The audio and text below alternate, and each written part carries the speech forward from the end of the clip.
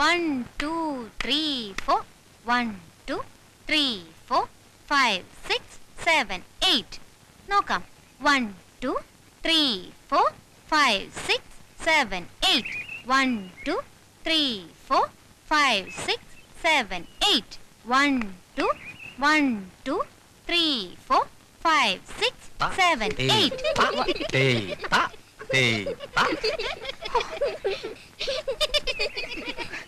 അവരുടെ മുമ്പിൽ കുരങ്ങ് കളിച്ച് പച്ചന് തൃപ്തിയായല്ലേ?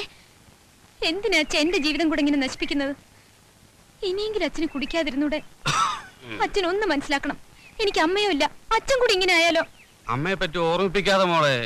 അത് ഓർമ്മിച്ചു കഴിഞ്ഞാൽ അച്ഛൻ ഒരുപാട് കുടിക്കേണ്ടി വരും. നീ ഒരു 10 രൂപ ഇങ്ങതാ. ഇല്ല. ഒരു 10 രൂപ ഇല്ല. 5 റുപ്പീസ്. തരില്ല. 5 റുപ്പീസ് തരില്ലാന്ന്. വേണ്ട വേണ്ട. ചേച്ചി ചേച്ചി ഒന്ന് സമാധാനപ്പെടുകയും ചെയ്യും. ചേച്ചി എന്താ എന്ത് പറ്റി? ആശുപത്രി കിടന്ന ശാരദയുടെ ഭർത്താവ്. വരൂ ചേച്ചി, നമുക്ക് അകത്തേക്ക് പോവാം. വരൂ.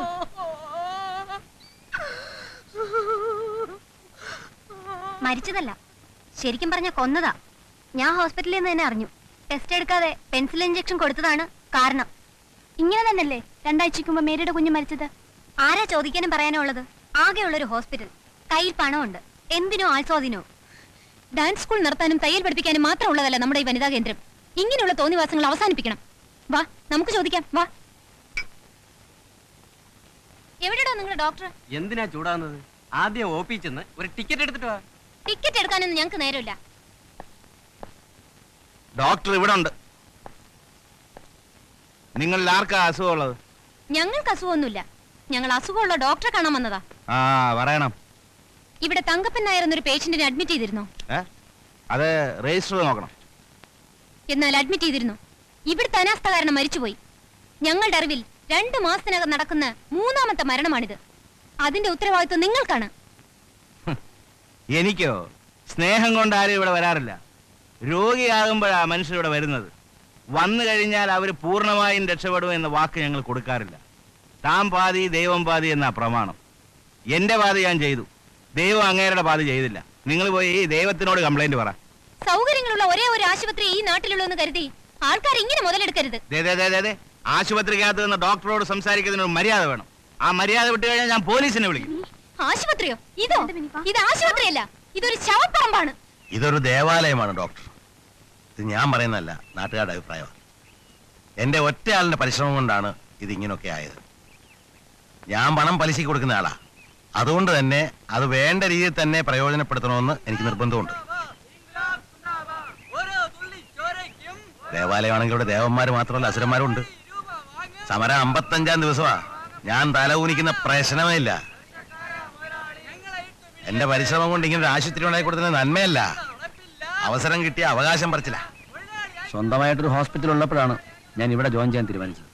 അതൊക്കെ എനിക്കറിയാം. ഫാദർ ഫെട്ടി എല്ലാം എന്നോട് പറഞ്ഞിട്ടുണ്ട്.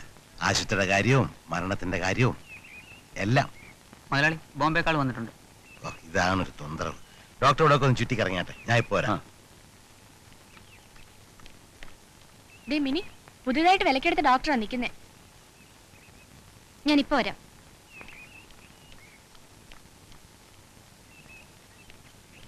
ഇവിടെ ചാർജ് എടുക്കാൻ വന്ന പുതിയ ഡോക്ടർ അല്ലേ? അതെ, ഡോക്ടർ ജെയിംസ് വർഗീസ്. എന്താ തുമ്മലിന്റെ അസുഖമുണ്ടോ? തുമ്മിയതല്ല, ആട്ടിയതാ. കസ്തൂർബ വനിതാ കേന്ദ്രത്തിന്റെ പേരിൽ. കാണുന്ന ആൾക്കാരെയൊക്കെ ആട്ടണമെന്നാണോ കസ്തൂർബ ഗാന്ധി പറഞ്ഞിരിക്കുന്നത്? കസ്തൂർബ പറഞ്ഞതല്ല, നാട്ടുകാർ പറഞ്ഞതാ. വെള്ളക്കുപ്പായോട്ട് ഇതിനകത്ത് കയറി വേഷം കിട്ടിയ പല ഡോക്ടർമാരെ ഞങ്ങൾ കണ്ടു. അവരെയൊക്കെ വളരെ വൈകി ആട്ടിയത്. നിങ്ങൾക്ക് അഡ്വാൻസ് ആയി തരാന്ന് വെച്ചു. നിൽക്കൂ. എന്നെ ആട്ടിയത് കൊണ്ട് എനിക്ക് നിങ്ങളോട് ദേഷ്യമാണെന്ന് തോന്നുന്നുണ്ടോ? ഇല്ല. എൻ്റെ ജീവിതത്തിൽ എന്നെ ആദ്യമായി ആട്ടുന്നത് നിങ്ങളാണ്. ജീവിതത്തിൽ ആദ്യമായി കിട്ടുന്ന എന്തും അങ്ങേയറ്റം വിലമതിക്കുന്ന ആളാണ് ഞാൻ. അതുകൊണ്ട് എനിക്ക് നിങ്ങളെ ഇഷ്ടമായി.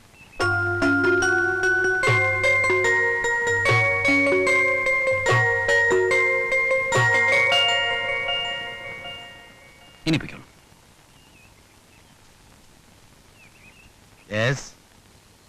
അതെ, ഇന്നെന്തായാലും വേണ്ട. പുതിയ ഡോക്ടർക്ക് ഞാൻ ഡിന്നർ കൊടുക്കുക.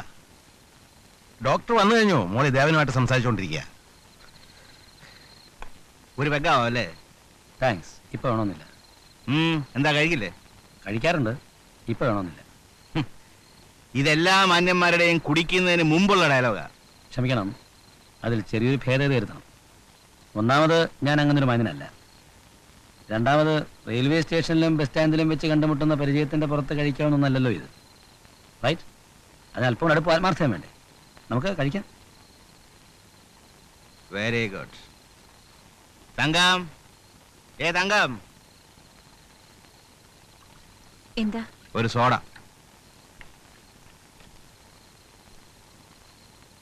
ഈ ഗ്രാമം എന്ന് പറഞ്ഞാൽ എന്റെയും എന്റെ അച്ഛന്റെയും സാമ്രാജ്യമാണ്. പണത്തിന് ആർക്കെങ്കിലും ആവശ്യം വന്നാൽ വരാൻ കഴിയുന്ന ഒരേ ഒരു ബാങ്ക് എന്റെ അച്ഛൻ.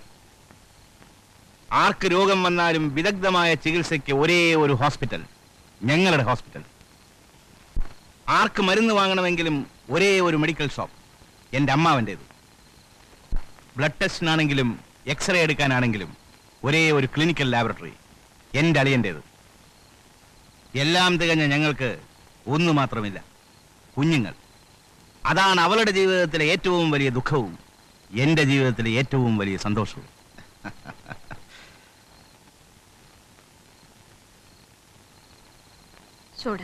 പൊട്ടിക്കേ.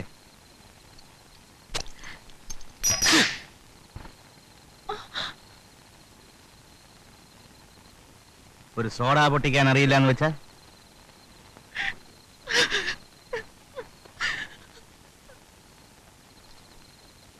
ഞാൻ ഇറങ്ങുന്നു. എങ്ങോട്ട് പോകുന്നു? ഡിന്നർ നിങ്ങൾക്കായി ഒരുക്കിയിട്ടുള്ളതാണ്. സോറി, പരിചയപ്പെടുത്തിയില്ലെങ്കിലും നിങ്ങളുടെ ഭാര്യയാണെന്ന് മനസ്സിലായി. ഇനി അവർ വെച്ച ആഹാരം ഇന്ന് കഴിക്കാൻ ബുദ്ധിമുട്ടുണ്ട്.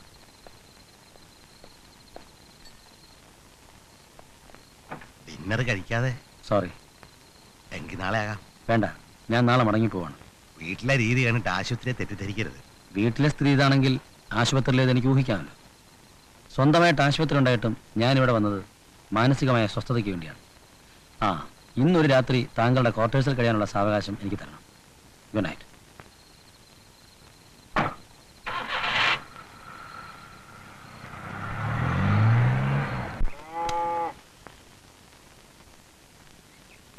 അച്ഛാ, എങ്ങോട്ട് പോവാ?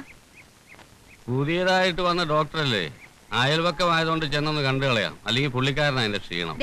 ഫോന്നൊക്കെ കൊള്ളാം, സംസാരിച്ചുള്ള വില കളയരുത്. എന്തോ അങ്ങേരുടെ വില കളയാതെ അങ്ങേര് നോക്കിക്കൊണ്ടാ മതി.